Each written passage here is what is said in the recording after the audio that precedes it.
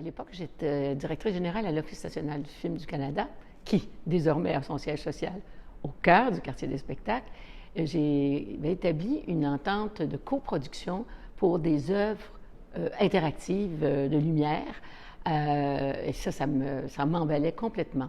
Et une de ces œuvres a été Mégaphone.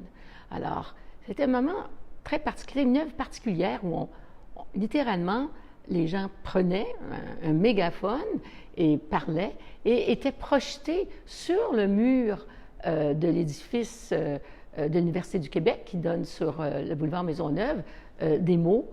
Et là, on voyait comme se dessiner une architecture verbale, je dirais, de mots qui correspondaient au discours. Quels étaient les mots qui revenaient le plus souvent? Les émotions, évidemment, à travers les mots et ces discours. Et il y a eu un soir, parce que il y a eu une campagne électorale à la ville à ce moment-là, où on a invité les différents candidats à la mairie à se saisir de ce mégaphone. C'était assez formidable comme expérience. Et pendant la période de la pandémie, où il y a eu la fermeture de toutes les salles, on a redoublé d'efforts pour animer les espaces publics.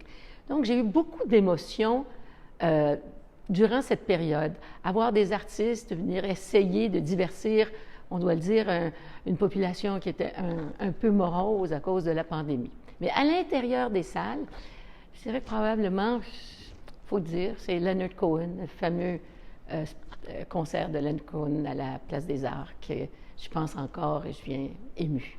Un autre grand moment d'émotion pour moi, ça a été l'installation Cœur nomade, une installation inspirée des romans illustrés de Dany Laferrière, avec également une bande sonore qui l'accompagnait. Et ça m'a énormément touchée, parce que ça faisait référence à Montréal, à New York, à Miami, à Port-au-Prince.